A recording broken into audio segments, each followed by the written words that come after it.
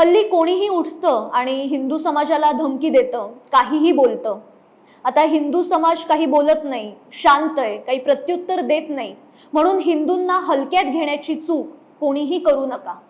आता हे मी का सांगतेय, तर पश्चिम बंगालच्या मुख्यमंत्री ममता बॅनर्जी यांनी पुन्हा एकदा हिंदू समाजाला धमकी दिली आहे।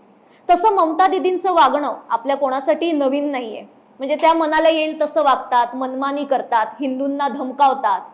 मध्यंतरी SIR मोहीम आणि ईडीची धाड पडली तेव्हा त्या कशा विचित्र वागत होत्या हे आपण सगळ्यांनीच पाहिलंय। आता 28 फेब्रुवारीला निवडणूक आयोगाने पोस्ट SIR नंतर सुधारित मतदार यादी जारी केली। अधिकृत आकडेवारीनुसार गेल्या वर्षी नोव्हेंबरमध्ये SIR मोहीम सुरू झाल्यापासून आतापर्यंत 63.66 लाख मतदारांची नावं, म्हणजे एकूण मतदारांच्या सुमारे 8.3% मतदारांची नावं ही मतदार यादीतून वगळण्यात आली आहे। त्यानंतर राज्यातील एकूण मतदारांची संख्या सुमारे 7.66 कोटींवरून 7.4 कोटींवर आली आहे। ममता दीदींना हे कसं सहन होणार? कारण ज्या मुस्लिम मतांच्या जीवावर आपण इतके वर्ष निवडून येत होतो, माज करत होतो, तो माज एका क्षणात उतरला। आता आपलं कसं होणार या चिंतेने ममता बॅनर्जींना ग्रासलंय। दुसरीकडे हिंदू समाज आपल्यावर नाराज आहे याची जाणीव सुद्धा ममता बॅनर्जींना झालीये। गरज सरो वैद्य मरो अशी पश्चिम बंगाल मधल्या हिंदू समाजाची अवस्था आहे। म्हणजे निवडणूक आली की हिंदू मतांची गरज असते, पण निवडणूक झाली, आपण निवडून आलो, सत्तेवर आलो की मग हिंदू समाजाला त्रास द्यायचा, त्यांचा आवाज दाबायचा, त्यांचे हक्क नाकारायचे, हिंदू समाजाच्या मुलींवर, महिलांवर अनन्वित अत्याचार करायचे, हिंदूंच्या सणाच्या वेळेस उगाचच काहीतरी ड्रामा करायचा, हिंदूंच्या हत्या करायच्या, अशी पश्चिम बंगालमधल्या हिंदूंची दयनीय अवस्था आहे। पण आता पश्चिम बंगालमधला हिंदू समाज हा जागरूक झालाय आणि याची जाणीव ममता दीदींना सुद्धा झालीय। पुन्हा सत्तेवर यायचं असेल तर फक्त मुस्लिम मतांवर अवलंबून राहून चालणार नाही, हिंदू मतांची सुद्धा गरज आहे याची उपरती ममता दीदींना झालीय। म्हणूनच त्यांनी आपला मोर्चा हिंदू समाजाकडे वळवलाय, पण विकासाच्या मुद्द्यावर नाही, तर धमकीच्या जोरावर।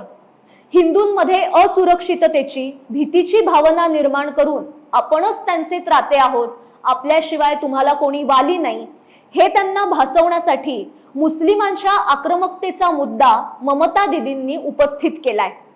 आता मला सांगा की मुस्लिमांच्या आक्रमकतेला कोण खतपाणी घालतं? तर तुम्ही आणि तुमची पार्टी। एका सभेत बोलताना ममता दीदी असं म्हटलंय की आम्ही म्हणजे तृणमूल काँग्रेस पार्टी सत्तेवर आहोत, म्हणून तुम्ही म्हणजे हिंदू समाज आज वाचला आहात। आम्ही सत्तेवरून दूर गेलो तर एक विशिष्ट समुदाय म्हणजे मुस्लिम समाज तुम्हाला घेरून संपवून टाकेल आणि त्यांना एक सेकंद सुद्धा लागणार नाही। আমরা আছি বলে না আপনারা সবাই ভালো আছেন, আর যদি আমরা না থাকি কোনোদিন সেরকম আসে, এক সেকেন্ড লাগবে। একটা কমিউনিটি যখন জোট বাঁধে না, ঘিরে ফেললে এক সেকেন্ডে দেবে একদম 12টা বাজিয়ে। যদি নিজেদের 13টা বাজাতে না চান, বিজেপির অপপ্রচারে কেউ ভুল বুঝবেন না। म्हणजे अप्रत्यक्षपणे तुम्ही हिंदूंना धमकी देताय, तशी तुमच्याकडून वेगळी अपेक्षा नाहीच आहे। पण अशाच आशयाचं एक वक्तव्य हैदराबादच्या MIM पक्षाचे नेते अकबरुद्दीन ओवैसी यांनी केलं होतं। म्हणूनच मी सुरुवातीला म्हटलं की कोणीही उठतं आणि हिंदू समाजाला धमकी देतं। ऐसे मोडियां बहुत आए, बहुत चले गए। आज लोग बोल रहे हैं मोदी गुजरात जीत गया, वजीर आजम बन जाएगा, देखेंगे कैसा बनता है। और लोग मुसलमान को डरा रहे हैं, अरे मोदी है, मोदी है। काय का मोदी, किधर का मोदी? आजा बाबा, एक मर्तबा हैदराबाद आजा, बता देंगे।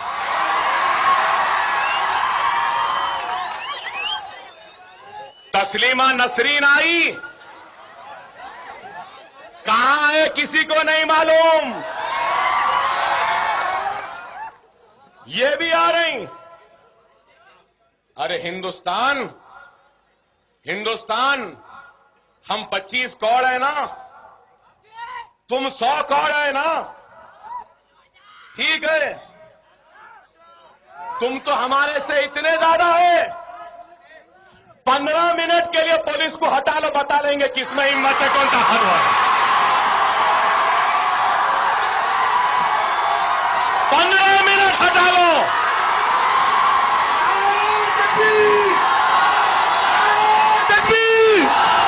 पोलिसांना केवळ 15 मिनिटं दूर करा, मग बघा आम्ही काय करू शकतो, हे त्यांचं वक्तव्य. त्यावेळेस सुद्धा या वक्तव्याने खळबळ माजली होती. पोलीस संरक्षण नसेल तर हिंदूंची कत्तल करण्यास मुस्लिमांना फारसा वेळ लागणार नाही, हे त्यांना सूचित करायचंय. अर्थात त्यांच्या पक्षाच्या विचारसरणीला अनुसरून त्यांचं हे वक्तव्य ठीक आहे, कारण अनेक मुस्लिमांचं हे स्वप्न आहे. संपूर्ण भारतात मुस्लिमांचं राज्य आणण्याचं अनेकांचं स्वप्न आहे. शरिया लागू करायचा आहे आणि त्या दृष्टीने प्रयत्न सुद्धा सुरू केलेत. भारतातून हिंदूंना संपवण्याचं पाकिस्तानातल्या अनेक दहशतवादी संघटनांचं स्वप्न आहे. पाकिस्तानच्या ISI या गुप्तचर संस्थेने तर गजवाए हिंद नावाचा कट सुद्धा आखलाय आणि त्या दृष्टीने प्रयत्न सुद्धा सुरू केलेत. पण अनेक सेक्युलर लोकांनी डोळ्यावर पट्टी बांधलेली आहे, त्यांना हे काही दिसत नाही. भारतातल्या अनेक राज्यांमध्ये लोकसंख्या शास्त्रात बदल झालेत. भारतात अल्पसंख्य असलेल्या मुस्लिमांना बहुसंख्य करण्याचे बरेच प्रयत्न सुरू आहेत. आता फक्त हे भारतातच चालू आहे का? तर नाही, जगभरातल्या अनेक देशांची ही समस्या आहे. ममता दीदींचं पण बहुतेक हेच स्वप्न दिसतंय, कारण म्हणूनच हिंदूंना संपवण्यास मुस्लिमांना फारसा वेळ लागणार नाही असं त्या सांगतायत. काही महिन्यांपूर्वी मुर्शिदाबाद इथे झालेल्या दंगलीत आणि बंगालमधल्या कोणत्याही निवडणुकांदरम्यान त्याचा अनुभव राज्यातल्या हिंदू समाजाने घेतलेला आहे. ममता दीदी उघडपणे मुस्लिमांची बाजू घेतात, त्यांचं लांगुल चालन करतात. त्यांच्या मनात हिंदूंबद्दल काहीही प्रेम भावना नाहीये. आता हे आपल्याला काही नवीन नाहीये, पण आता थेट हिंदूंना धमकी देण्यापर्यंत त्यांची मजल गेलीये. सत्तेसाठी बांगलादेशी घुसखोर आणि रोहिंग्या मुसलमान यांना मोठ्या प्रमाणावर त्यांनी राज्यात उदार आश्रय दिलाय. नुसता आश्रयच दिला नाहीये, तर सगळी सरकारी कागदपत्र, ओळखपत्र मिळवून दिलीये. मतदार याद्यांमध्ये सुद्धा त्यांची नावं घुसवलीये. SIR मोहिमेमुळे या सगळ्याचा पर्दाफाश झाला. एकीकडे मुस्लिमांची वाढती लोकसंख्या मतपेढी म्हणून वापरायची आणि त्याच वाढत्या लोकसंख्येची भीती घालून हिंदूंना धमकवायचं आणि त्यांच्याकडे मतं मागायची, असा खेळ ममता दीदींनी चालवलाय. आजवर पश्चिम बंगालमध्ये ज्या दंगली झाल्या त्यात फक्त हिंदूंच्याच हत्या झाल्या. तेव्हा कधी ममता दीदी हिंदूंच्या बाजूने उभ्या राहिल्या नाही. राज्यातील इमामांना सरकारी तिजोरीतून मासिक वेतन देणं, ईदसाठी दुर्गा पूजेवर निर्बंध आणणं, जय श्रीराम घोषणेवर खटले दाखल करणं, संदेशखाली इथे हिंदू महिलांवर अत्याचार करणाऱ्या आपल्याच पक्षाच्या मुस्लिम नेत्यावर कारवाई न करणं, धर्मांध मुस्लिम नेत्यांना चुचकारणं, यासारख्या कृती हिंदू समाज पाहतोय. ममता दीदी, हिंदू समाजाला गृहीत धरणं आता बंद करा. हिंदू समाज दुबळा नाहीये आणि अशा धमक्यांचा आता काहीही उपयोग होणार नाही.